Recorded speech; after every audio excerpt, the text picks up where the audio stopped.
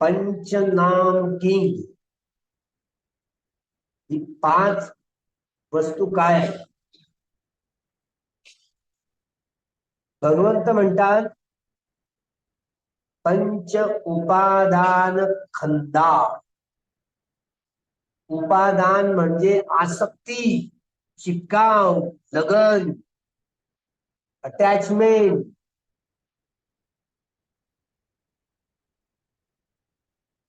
भगवान ने जो जो सद्धर्म की बातें कही, ये पांच चीजें क्या होती हैं, कैसे पहचाने? तो पंच उपादान खंदा, पांच उपादान स्कंद हुआ करते।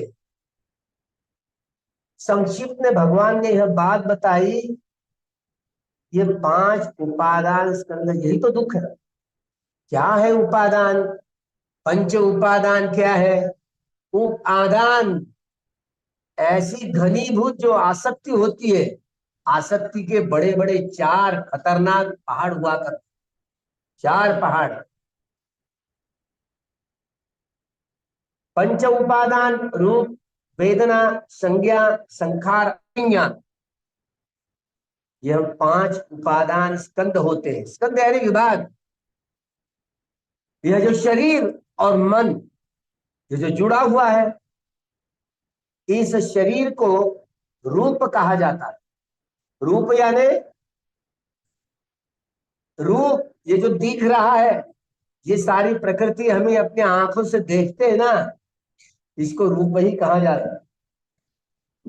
जो भी भौतिक जगत जो दिख रहा है, चाहे वो कितने सारा आकाश गंगा है, सूर्यमाल है, सूर्यमंडल, सौरमंडल है, इतनी सारी प्रकृति की नदियां, नाले, पहाड़, सागर, न जाने इतना सारा जो संग्रह है, इसको रूप कहा जाता है। रूप धातु, धातु, रूप धातु, रूप यानी यह अग्नि, वायु, जल और पृथ्वी धातुओं का क्षेत्र है, जो अपनी यह काया, जिसे काया कही जाती है, जो अपनी 3.5 हाथ वाली काया, अपने अपने हाथ से अपनी काया, अपना शरीर 3.5 हाथ हुआ, 3.5 हाथ हुआ होकर, ये जो 3.5 हाथ वाली काया, जिसे अग्नि, वायु, जल और पृथ्वी धातुओं से बनी हुई है, किसने बनाई? कौन बनाने वाला है? कोई ईश्वर, परमेश्वर, आत्मा, परमात्मा है? नहीं। भगवान कहते हैं मन ही सभी जड़ों का केंद्र है, मन ही प्रधान है। प्रथमतः मन उत्पन्न होता है, और ये मन क्या होता है? जो सातत्य से चिंतन मनन में लगा हुआ होता है 24 घंटे। चाहे आप सो भी गए हो या मृत्युवत हो भी गए हो, लेकिन मन चिंतन मनन में डूबा ही हुआ होता है। वही भूतकाल में, भविष्य काल में ऐसा हुआ था, वैसा हुआ था, ऐसा करेंगे, वैसा करेंगे, न जाने, यही चिंतन मनन हमेशा के लिए चलते रहता है। चिंतेति इति चित्तम, ये चिंतन मनन करने वाला ये बाह्य मन है। ये आंख से देखने वाला, कान से सुनने वाला, नाक से सूंघने वाला, जुआ से रस चखने वाला, काया के द्वारा स्पर्श द्वारा जानने वाला, और ये जानने का काम करने वाले विज्ञान मन है ना। मन जो चिंतन मनन में लगा हुआ था, ये बाह्य मन है, ये स्थूल मन है। इसके अगर मन को पहचानना है, अंतर मन, भीतर वाला मन सुनने के लिए राजी नहीं है। हर व्यक्ति अपने मन का स्वभाव का गुलाम होता है, अपने स्वभाव का गुलाम होता है, इसलिए तेरी बेरी पर उड़ जाता है। दो व्यक्ति विश्व में एक नहीं है। ये शरीर जिसको रूप कहा गया, ये अग्नि, वायु, जल और पृथ्वी धातुओं से जो बनाई, वो अपने मन के द्वारा बनाई गई है। ये काया, इसकी रचना मन के द्वारा की गई है। ये जो 3.5 हाथ वाली काया, जो अग्नि, वायु, जल और पृथ्वी धातुओं का क्षेत्र है, इसको रूप धातु कही गई है। स्थूल शरीर, इस स्थूल शरीर को रूप कहा गया है। यह 3.5 हाथ वाली काया रूप कहा गया है। ये भी उत्पाद होती है, नष्ट होती है, प्रकृति का नियम है, बना बनाया नियम है। उत्पाद होती है, वे होता है। ये रूप धातु, मन के चारों खंड। अंतर्मन भीतर वाला मन सुनने के लिए राजी नहीं है। विज्ञान, संज्ञा, संखारा और वेदना, ये मन के अंतर मन के चारों खंड। और अंतिम तो इसीलिए इसके प्रति इतना लगाव है, इतना चिपकाव है, इतना चिपकाव, इतनी आसक्ति है किसके प्रति? मैं और मेरे शरीर के प्रति, मैं और मेरे मन के प्रति। अरे भाई, तेरा शरीर तेरा नहीं है, तेरा मन तेरा नहीं है। किसको मेरा मेरा कहे जा रहा है? ये मैं जो होता ना, ये मतलब मार होता, मार। मार के 10 बंधन हुआ करते हैं, 10। सक्का जिट्टी विचिकित्सा सिलवत परामर्श काम छंद व्यापार तीन विद्या औदत्य विचिकित्सा रूप राग, अरूप राग, मान और अविद्या, ये 10 मार के बंधन हुआ करते। भगवान ने पांचों मारों को पराजित करते हुए सम्यक संबोधि का ज्ञान प्राप्त किया, सम्यक संबुद्ध बन गए। देवपुत्र मार्ग, किलेश मार्ग, खंड मार्ग, अभिसंखारा मार्ग और मच्चु मार्ग, यह पांचों मारों के खिलाफ की लड़ाई जीत कर उन्होंने सम्यक संबुद्धत्व प्राप्त किया। जो स्वयं प्रयत्नों के आधार पर बोधि ज्ञान का अनुसंधान करते हुए बोधि ज्ञान धारण करके आर्य सत्य का साक्षात्कार कैसे करके बोधि ज्ञान का धारण करते हुए व्यक्ति लाभान्वित होता है, दुख से मुक्त होता है, वह शोतापन्न, सकदागामी, अनागामी या अर्हत्व प्राप्त कर लेता है। मुक्ति की ये 4 अवस्था, ये 10 जो बंधन है, इसमें जो मान यानी अभिमान, मैं किसको मैं कह रहे हो? ठीक है, पहचानने के लिए शरीर मेरा मैं, ये चित्त के चारों खंड, ये रूप, रूप उपादान खंडो, चेतना उपादान खंडो, संज्ञा उपादान खंडो, संखार उपादान खंडो, विज्ञान उपादान। ये शरीर जो अग्नि वायु जल और पृथ्वी धातुओं से बना हुआ है, अग्नि वायु जल और पृथ्वी धातुओं से बना हुआ है, इसको रूप कही, ये काया कही गई। और मन के ये चारों खंड अनुभव करने वाले मन के खंड को वेदना कहा जाता है। वेदना सुखा होती है, दुखा होती है, अदुखा असुखा होती है। सुखा वेदना, दुखा वेदना, सुख भी नहीं और दुख भी नहीं, जो न्यूट्रल वेदना कही गई है, इसलिए अदुखा असुखा कही गई है। शारीरिक 3 वेदनाएं, अभिधम्म के अनुसार 5 वेदनाएं कही जाती है। सुखा वेदना, दुखा वेदना, अदुखा असुखा वेदना, ये शरीर की 3 वेदनाएं होती है। और सौमनस्य वेदना और दौमनस्य वेदना, ये चैतसिक वेदनाएं। इस तरह अभिधम्म के अनुसार 5 वेदनाओं का संगम।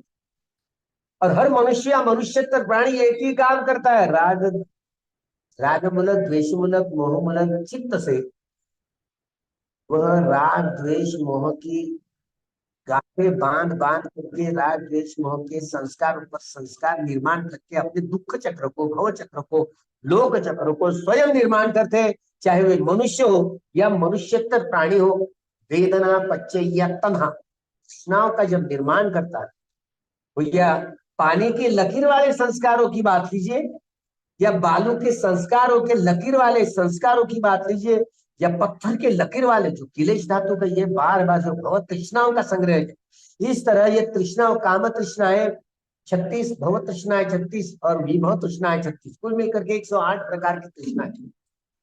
इतना सारा पहाड़ हमने हमारे मन के द्वारा, मन का दूसरा जो खंड होता है वेदना खंड, संज्ञा, संज्ञा का मतलब पहचान करके मूल्यांकन करने वाले मन के खंड को संज्ञा कहेंगे। मतलब सुखा वेदना है कि दुखा वेदना है कि अदुखा असुखा वेदना है, सौमनस्य वेदना है कि दौर्मनस्य, पहचान लिया। और मूल्यांकन करने का मतलब है प्रिय है या अप्रिय है या न्यूट्रल है, ये मूल्यांकन करते। इसी तरह पहचान करके मूल्यांकन करने वाले मन के खंड को संज्ञा कहा। तीसरा खंड संखार, ये प्रतिक्रिया करने वाला खंड है ना, हर व्यक्ति के पास मन का, भीतर वाले मन का संखार, संखारे इति संखारा, प्रतिक्रिया करने वाले मन के खंड को संखारा कहा। जो बार बार सुखा वेदनाई प्रतिक्रिया की राग की गांठें बांधे आसक्ति युक्त होकर, दुखा वेदनाई प्रतिक्रिया की द्वेष की गांठें बांधेगी, और दुखा असुखा न्यूट्रल वेदनाई प्रतिक्रिया की मोहमूर्ता की गांठें बांधेगी। तो ठीक इसी तरह राग द्वेष मोह की गांठें बांध बांध कर, ये गांठें बांधने वाला प्रतिक्रिया करने वाला मन का खंड, इससे संखारा था।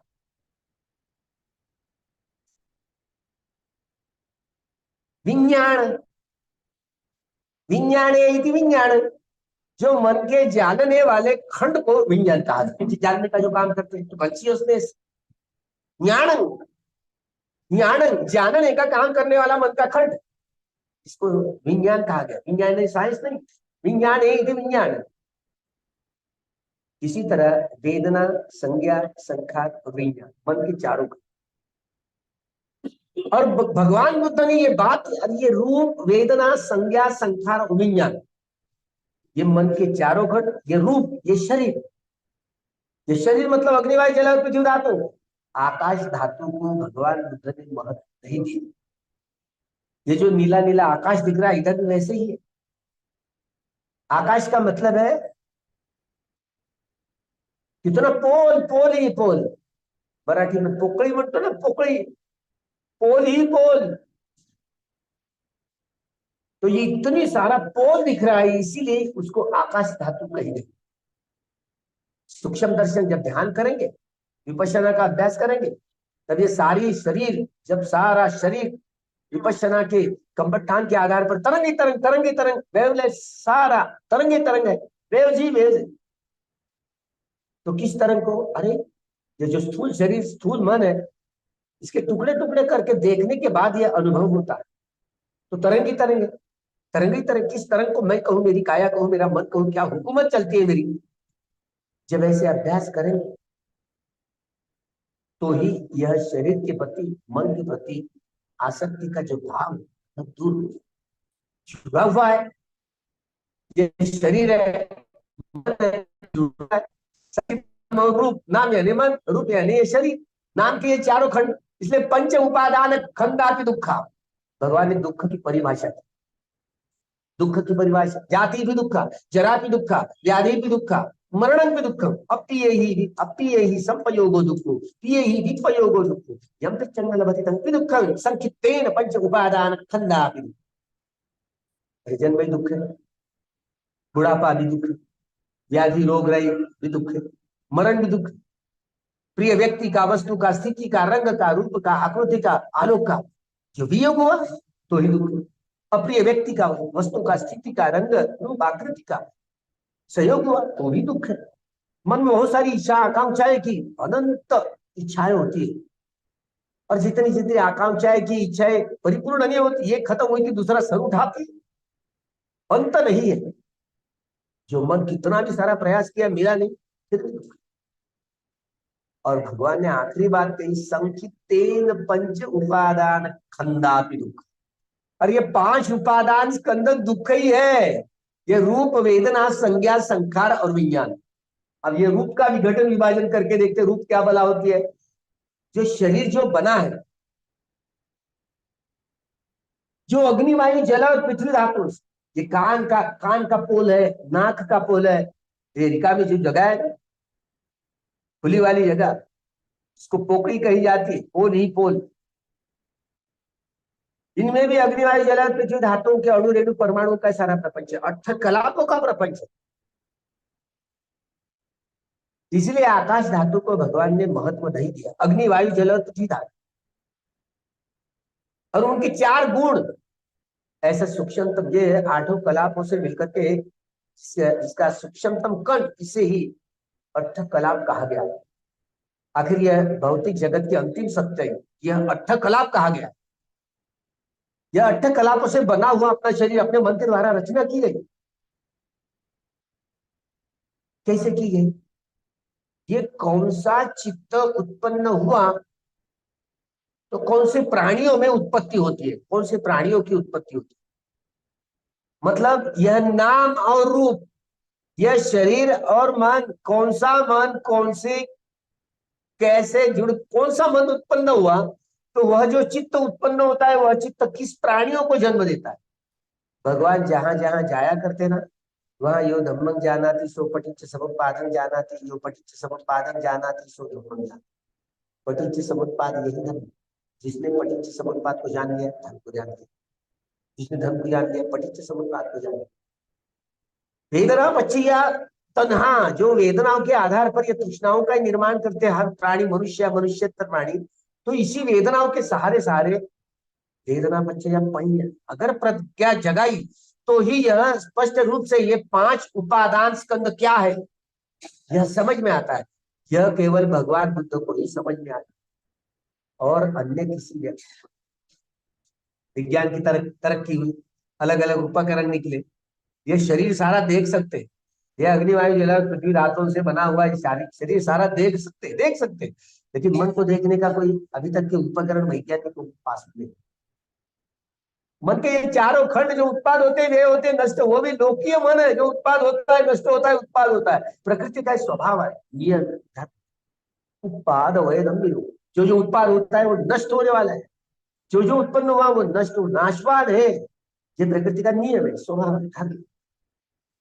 भगवान ने इस बात को बड़े तलस्पर्शी गहरा में जाकर, जब हम मनुष्य जन्म हुआ है तो कौन सा चित्त उत्पन्न हुआ और ये कौन सा नाम रूप उत्पन्न हुआ।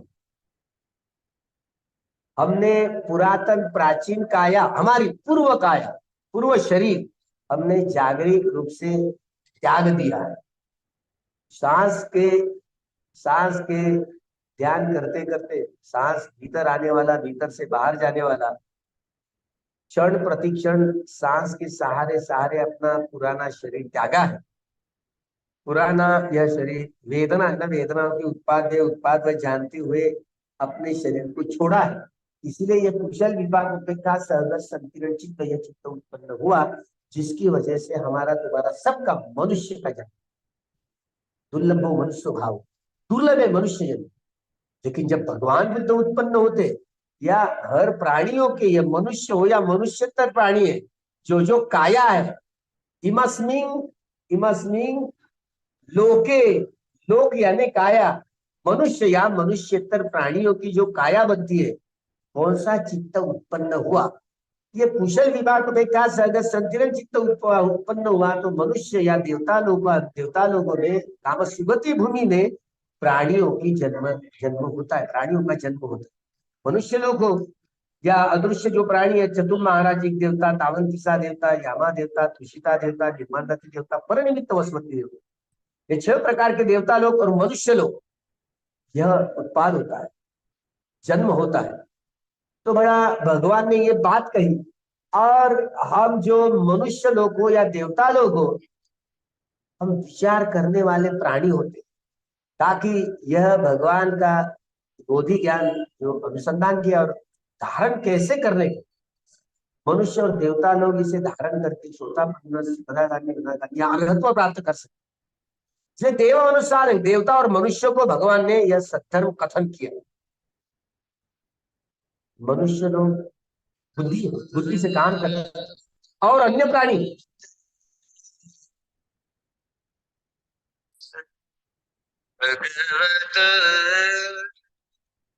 प्राणी इस सद्धर्म को धारण करते हुए लाभान्वित नहीं हो पाए, मनुष्य या देवता नहीं।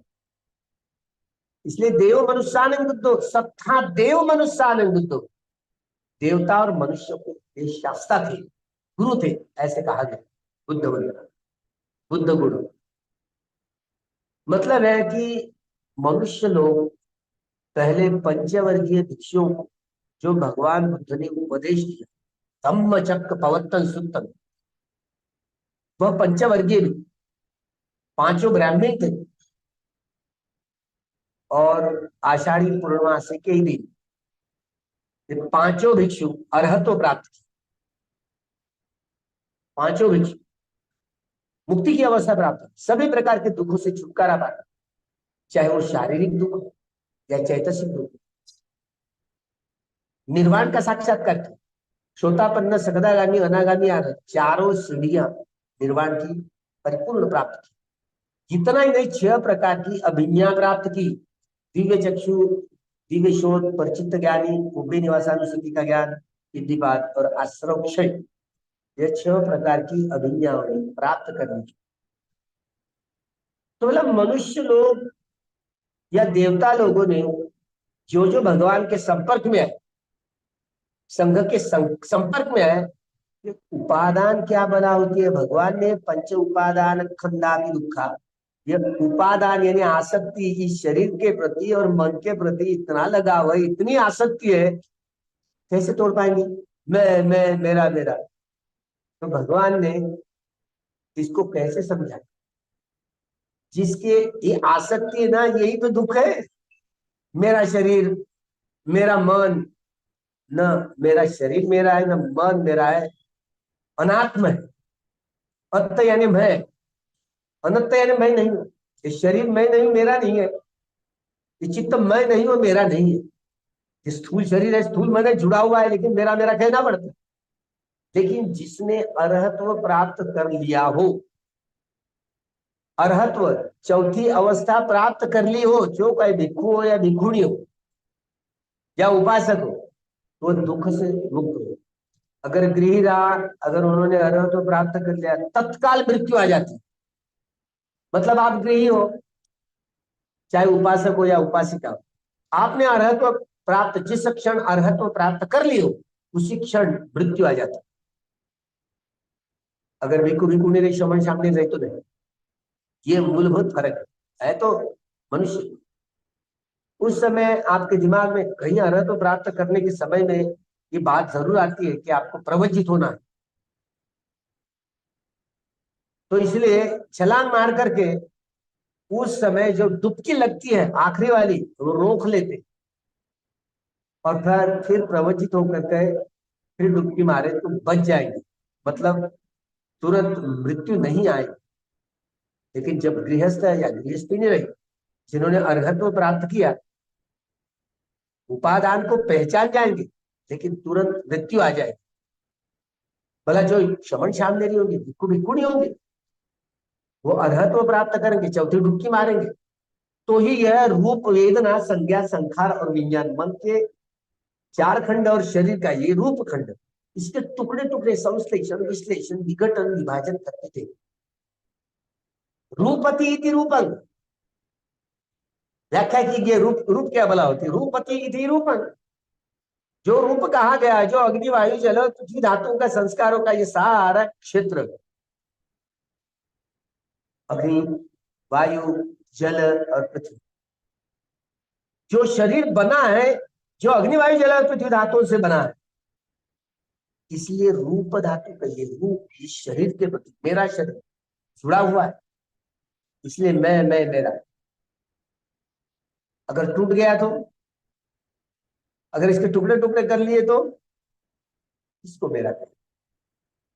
एक दांत वगैरह गिर गया तो वहीं पर संबल करके रखेंगे या फेंक दें, हड्डी का टुकड़ा कर। तो ये शरीर इस तरह है, जुड़ा हुआ है। मैं मेरा पहचानने के लिए क्यों नहीं कहना पड़ता है, लेकिन ना शरीर मैं हूं न मेरा। जो वेदना कही गई, वेदना ये मन का खंड, वेद यति इति वेदना, अनुभव अनुभव करने वाले मन के खंड को वेदना है। सुखा वेदना, दुखा वेदना, दुखा सुखा वेदना, शारीरिक वेदना है। सौमनस्य दो मनुष्य चेतस, संज्ञा पहचान करके मूल्यांकन करने वाला, सुखा दुखा है, अधुखा सुखा है, सौमनस्य है, दो मनुष्य पहचान किया, ये प्रिय है या अप्रिय है, ये मूल्यांकन कर। संखारा प्रतिक्रिया करने वाला, विज्ञान जानने वाला कर। इस तरह ये मन के चारों खंड जो उत्पाद होते हैं, यही कोई वेदना हो, हर वेदनाओं का स्वभाव एक जैसा है। हर वेदना, चाहे सुखा वेदना हो, प्रतिक्रिया करके राग की गांठें बांधेंगे, दुखा वेदना ही प्रतिक्रिया करके द्वेष की गांठें बांधेंगे, और दुखा असुखा न्यूट्रल वेदना ही प्रतिक्रिया करके मूढ़ता की गांठें बांधेंगे। तो इस तरह दुख ही निर्माण करेगा। दुख हर कोई व्यक्ति हो, वेदना पच्चई या तन्हा, दुख ही निर्माण करोगे ना, चाहे वेदना किसी प्रकार की हो। तो इसी तरह वेदनाओं का सारा क्षेत्र दुखित तो है। जब अनित्य लक्षण, दुख लक्षण, अनंत लक्षण, ये तीनों लक्षणों द्वारा इस शरीर के प्रपंच का और मन के प्रपंच के टुकड़े टुकड़े करके देखा, तो भगवान ने 390 स्वभाव वाले ये मनुष्य या देवता लोग हैं, जिस जिस स्वभाव वाले मनुष्य या देवता लोग उनके सामने आए तो उन्होंने पहचान ये रागमूलक, द्वेषमूलक, मोहमूलक, बुद्धिमूलक, भयमूलक, वितर्क मूलक, चरित्र वाले, मानस वाले, अनापान सती एवं अन्य जो स्थान है शब्द भावना के जो क्षणिक समाधि से लेकर उपचार, उपचार से अर्पणा समाधि तक पहुंचाने में सहायभूत होते हैं, कि जिसकी वजह से पांचों उपादान स्कंद कैसे क्यों आसक्ति है जुड़ा हुआ है, लेकिन इसके टुकड़े टुकड़े कर लिया जाए तो वही वेदना, सुखा वेदना, दुखा वेदना, दुख असुखा वेदनाओं का सारा क्षेत्र दुख ही तो है। जो राग द्वेष मोह के प्रतिक्रिया करके अगर गांठें बांधने का काम करते हैं, दुख निर्माण करते हैं, वेदनाओं का इस तरह सारा क्षेत्र दुख ही तो है। यह दुख का बोध, अनित्य का बोध, अनित्य का बोध का मतलब है कि अनित्य, ये सारा अनित्य, नित्य नहीं, अनित्य यानी परिवर्तनशील है, बदलो, प्रति क्षण बदलने वाला। 1968 में जो अल्वर्स लुइस, इस वैज्ञानिक ने जो बबल चेम्बर नामक उपकरण तैयार किया, जिसके आधार पर इस प्रकृति के उत्पाद वेग की प्रक्रिया जान ली। एक सेकंड में एक ही साकड़े पर 22 बिंदी लगा दी जाए, इतने वेग तेज रफ्तार से यह प्रकृति उत्पाद होते गए होता है, तो हम कैसे जाने।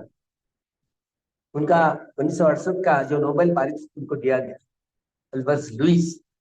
अभी भौतिक जगत के अंतिम सच्चाई सच्चाई परमाणु है, इस नतीजे पर मानव समाज पहुंचा।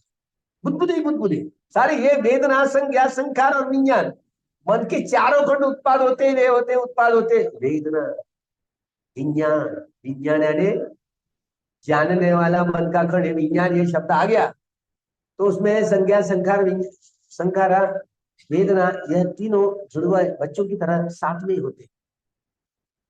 तो मन के ये चारों खंड जिसके प्रति मेरा मेरा मैं कहे जा रहे हो, ये शरीर मैं मेरा मेरा कहे जा रहे हैं, न शरीर में हूं न मेरा है, ये अनित्य लक्षण।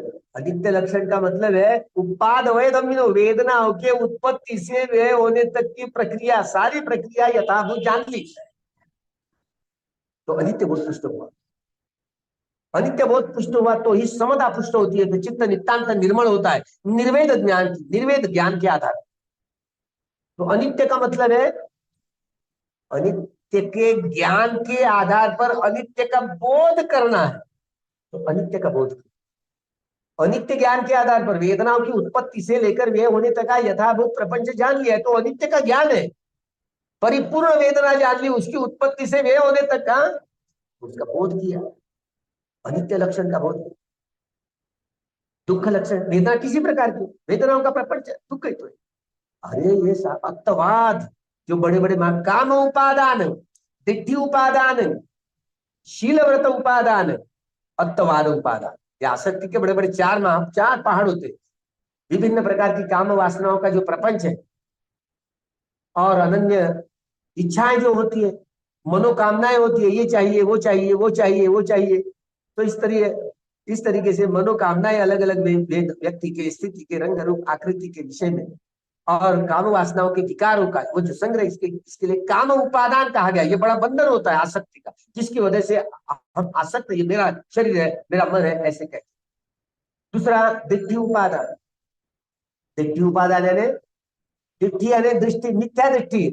भगवान के समय में, बुद्ध के समय में जो 62 प्रकार की जो विचारधाराएं थी, अलग अलग विभिन्न प्रकृति के सजीव निर्जीवों विषय जो समझने में अलग अलग विभिन्न विचारधाराएं थी, ऐसे हुआ, इसने बनाई, उसने बनाई, ईश्वर ने बनाई, परमेश्वर ने बनाई, आत्मा है, परमात्मा है, अन्य है, एक है, दो है, अनन्य सार, जो अनन्य प्रकार की जो भावना है, अनन्य प्रकार की जो मान्यताएं थी, ऐसी भी मान्यताएं थी जो उच्छेदवादी लोगों को, ईश्वर नहीं है, परमेश्वर नहीं है, आत्मा नहीं है, परमात्मा नहीं है, पुनर्भव नहीं है, ये लोग है, परलोक नहीं है, कोई व्यक्ति बोली ज्ञान धारण करते हुए कोई लाभान्वित होगा, अर्हत प्राप्त होगा, इस पर कोई विश्वास नहीं था।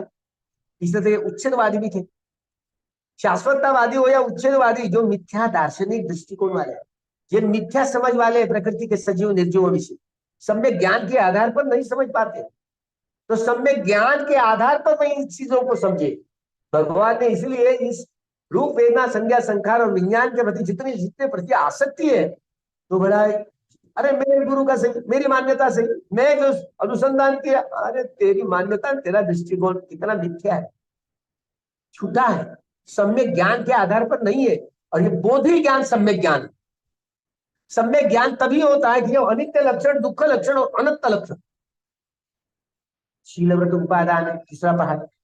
मैं वह ज्ञान ज्योति बनते बड़ा शीलवान हूं, तो मैं अहंकार जगाऊंगा ना, शील अहंकार जगाने के लिए नहीं होता। फंस गया, लटक गए लोग, बीच में ही गाड़ी लटक जाएगी। हाँ मैं बड़ा शीलवान हूं, तो शीलवन परामर्श, आप बंधन बन जाएगा, आसक्ति बढ़ जाएगी।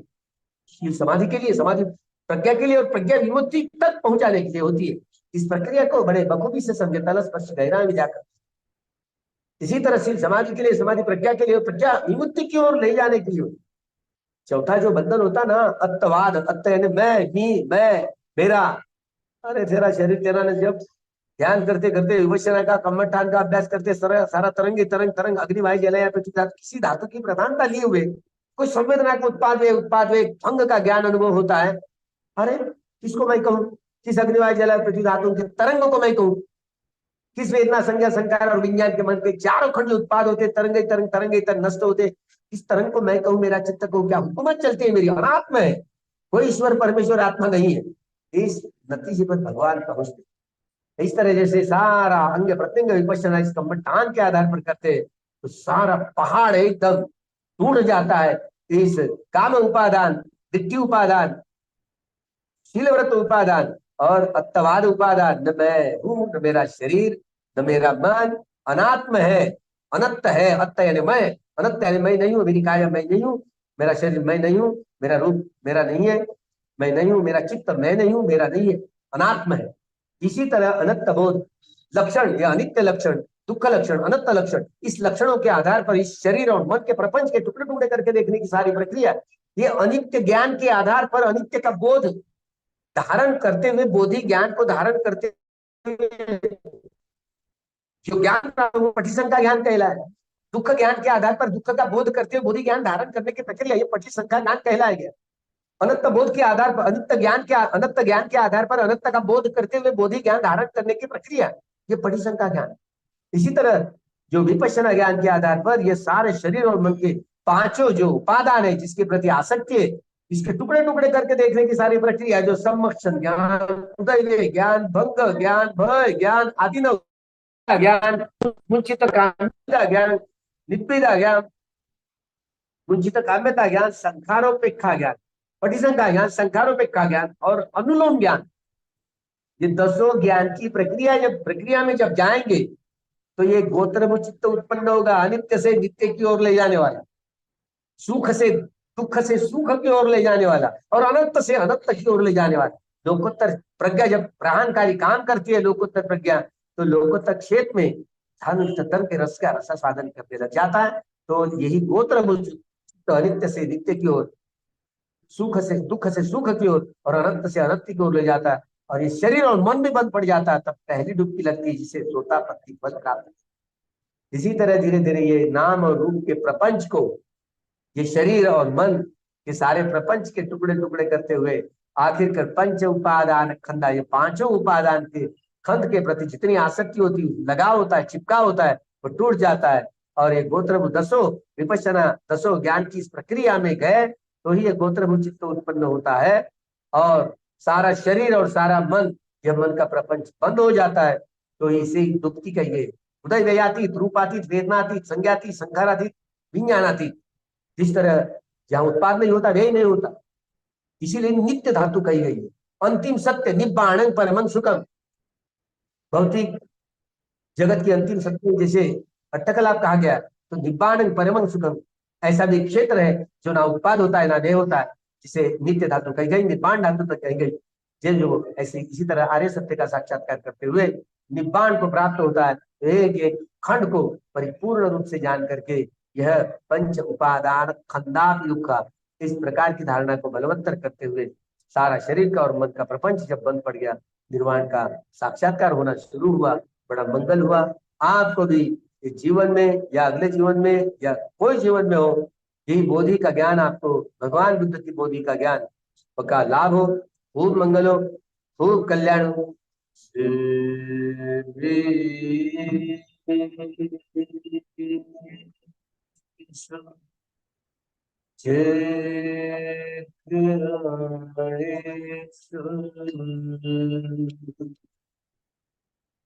यक्षदेवाच ब्रह्मणो यं हि कृतगुह्यं सर्वसम्पत्तिसाधितं तमेतमोदित्वा समगासासनिन्दता पमादिरहितं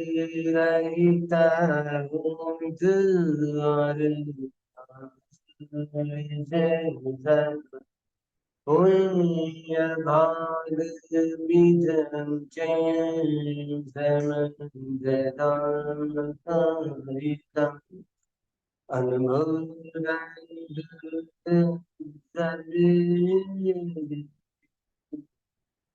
मेदिनी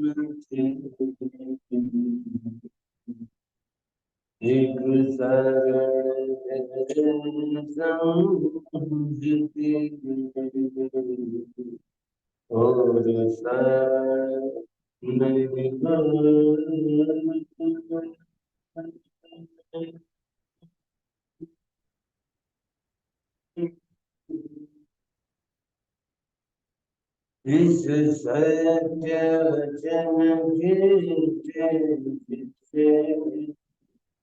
इस सत्य वचन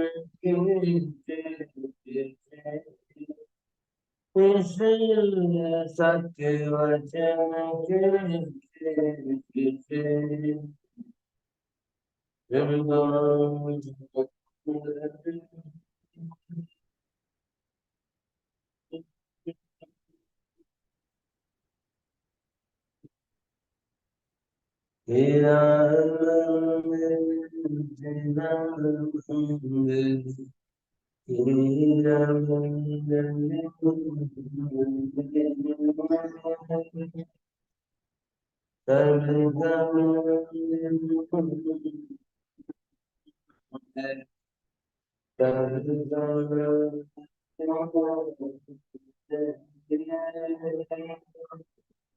जन जन जन जन